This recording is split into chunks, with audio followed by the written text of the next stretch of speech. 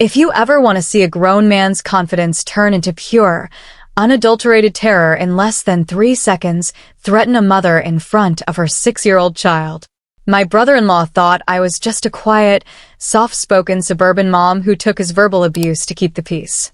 He thought he could back me into a corner in my own kitchen, tower over me, and promise to put me in the hospital right in front of my little girl. What he didn't know, and what my entire family had spent 4 years helping me keep a secret, was that before I ever held a baby, I spent 6 years operating in the darkest, most dangerous corners of the world with an elite Army Special Operations unit. And that night, he didn't just cross a line. He triggered a combat response he was never, ever prepared for. My name is Maya Vance. I'm 28 years old, and if you saw me in the grocery store holding my 6-year-old daughter Lily's hand, you'd probably think I was just another soft-spoken civilian adjusting to a quiet life. You wouldn't double-check my posture, and you certainly wouldn't guess that before I became a mother, I spent 5 years operating in high-threat environments overseas as a special ops tactical contractor.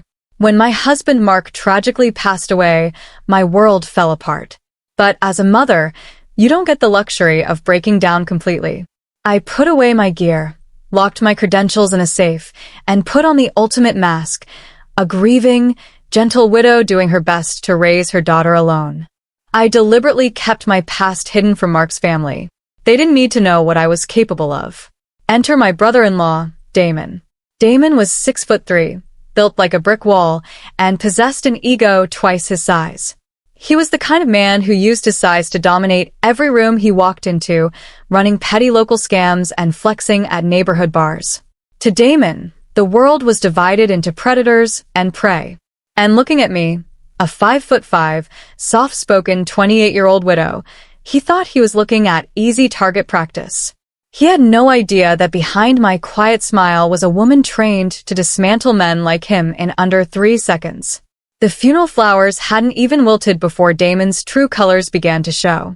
Mark had spent a decade building a thriving commercial automotive shop from the ground up, a highly profitable business that was meant to secure Lily's entire financial future. But to Damon, my husband's death wasn't a tragedy. It was a hostile takeover opportunity. Just 3 weeks after we buried Mark, Damon showed up at my house wearing an overly aggressive, domineering posture. He didn't ask how Lily was sleeping, nor did he offer a shred of genuine comfort. Instead, he tossed a thick stack of corporate transfer papers onto my dining room table and demanded I sign over Mark's entire operation to him. His reasoning? A fragile single mom can't run a real business, Maya. Leave the heavy lifting to a real man. I looked at the documents, then up at him, maintaining my calm civilian persona. I politely declined, reminding him that Mark's will was crystal clear. The business was placed in a protected trust to fund Lily's education and future. That refusal shattered his ego. I watched his body language shift instantly. The tight jaw, the flared nostrils, the subtle shift in weight as he stepped directly into my personal space. It was a classic amateur intimidation technique designed to make smaller people shrink back in fear. He thought if he loomed over me, raised his voice, and made his presence felt, I'd break down and comply. He didn't realize that in my previous life, I had faced down armed insurgents in combat zones without blinking. To me, his dramatic flexing was transparent, predictable, and remarkably foolish. But Damon was mistake-prone, fueled by arrogance, and determined to push me until I had no choice but to push back.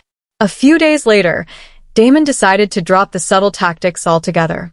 It was a rainy Tuesday afternoon, and Lily was sitting peacefully at the living room rug, quietly coloring in her book. Without knocking, the front door rattled as Damon pushed his way into my house. He didn't just walk in. He invaded the space, shutting the door behind him with a heavy thud that made the windows vibrate. In his hand was the same manila folder, now crinkled from his grip. His face was flushed red, smelling faintly of cheap cologne and rising frustration. He marched straight into the kitchen where I was making tea, ignoring my daughter entirely. He slapped the papers onto the counter, right beside my cutting board, and leaned over me until he was inches from my face. "We're done playing nice, Maya," he barked, his voice laced with venom. "You're going to sign these transfer papers right now, or I'm going to make sure you regret ever coming into this family. I didn't flinch. I kept my posture relaxed and my breathing slow, stepping slightly to the side to keep myself positioned between him and Lily. "Get out of my house, Damon. Now." That was the spark that set off his explosive temper. He took a hard step forward, cornering me against the granite countertop. His massive frame towered over me, fists clenched tight at his sides. "Listen to me, you ungrateful little bitch," he growled, bending down so his eyes locked onto mine. "You sign these papers today, or I swear to God I'll put you in a hospital bed right in front of your kid." In an instant, my civilian persona evaporated. The air in the room grew icy cold. My tactical instincts kicked in, evaluating the distance, mapping the exit routes, and calculating the exact kinetic force required to dismantle the threat standing before me. Damon made his fatal mistake when he reached out to grab my shoulder, aiming to pin me against the counter and force my hand toward the pen. He moved in slow motion. Before his fingers could even touch my sweater, my training took complete control. I didn't scream and I didn't flinch. In one fluid, practiced motion, I caught his reaching wrist, ducked under his lead arm, and applied a brutal wrist lock combined with a rotational shoulder lock. The kinetic leverage was immediate. A man his size relies entirely on momentum and brute force. He had zero balance. I drove his elbow upward and shifted my weight, sweeping his foot out from under him. With a heavy, muffled thud, 6'3" Damon crashed face first onto the kitchen tile, his right arm pinned flat against his back in a hyperextended position that meant 1 inch of movement would shatter his shoulder. I knelt over him, placing a knee firmly between his shoulder blades, keeping my posture calm and my breathing completely controlled. He let out a sharp, choked gasp of panic, his face pressed hard against the cold floor. "If you make a single loud noise and scare my daughter," I whispered directly into his ear, my voice flat, icy, and dead steady, "I will pop this shoulder out of its socket before you can finish inhaling." He froze, shivering under the sudden realization of what was happening. "I spent 5 years in special operations contractor units, Damon," I quietly continued, maintaining firm leverage on his joint. "I've neutralized targets twice your size while taking live fire. You're not a threat to me. You are a minor inconvenience." I released his arm and stepped back smoothly. Damon scrambled backward like a terrified animal, breathing heavily, eyes wide with absolute horror as he realized who he was actually dealing with. Damon didn't just run out of my house that day. He sprinted to his truck, burning rubber down the driveway like a man who'd just seen a ghost. But physical deterrence was only step 1 of the operation. In my line of work, you never leave an objective half-finished, and you certainly don't leave a hostile asset free to regroup. The moment his truck turned the corner, I accessed my home's security system. High-definition cameras hidden in the living room and kitchen had captured every single frame of his grand entrance, his illegal trespass, his explicit verbal threat to put me in a hospital bed in front of my 6-year-old child, and his aggressive attempt at physical battery. I backed up the footage to 2 encrypted cloud servers, then picked up the phone to call my family lawyer, Arthur. Within 20 minutes, Arthur uncovered the missing piece of the puzzle. Damon wasn't just acting out of generic greed. He was drowning in massive personal debts, facing potential fraud charges from a series of failed local investment schemes, and desperately needed Mark's business to liquidize into cash before his creditors destroyed him. He had assumed a grieving widow would be an easy target to squeeze. He had no idea he'd just handed me absolute legal leverage. Instead of filing an immediate police report and giving him time to flee, I decided to set a tactical trap. I had Arthur schedule an urgent estate settlement meeting at his corporate office for the following morning. I instructed him to tell Damon and the rest of the family that I was shaken, overwhelmed, and ready to sign over the business to keep the peace. Damon took the bait instantly, believing his threat had worked.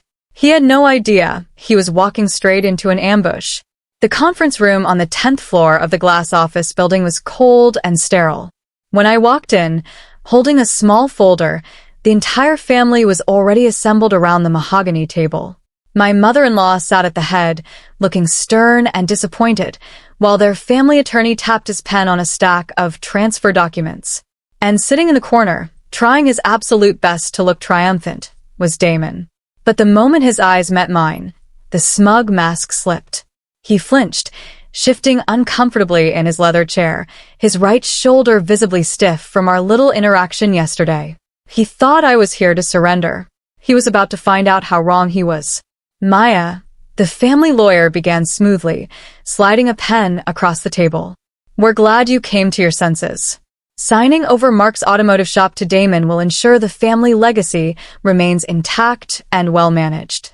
I didn't reach for the pen.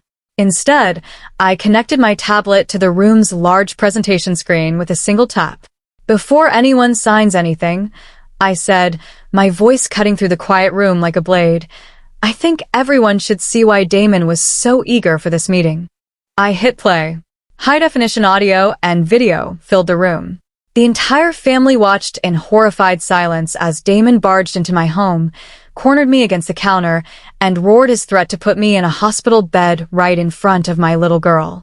My mother-in-law gasped, her hand flying to her mouth, staring at her son in utter disbelief. Before Damon could open his mouth to offer a desperate lie, I laid down a thick folder of financial records right next to the police report for felony extortion and physical assault.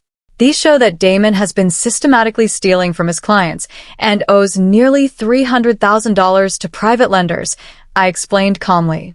He didn't want to preserve Mark's legacy. He wanted to strip mine my husband's business to save himself from prison.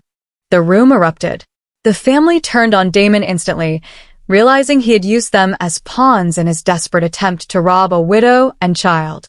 Damon sat frozen, red-faced, unable to look anyone in the eye, realizing his entire world had just collapsed.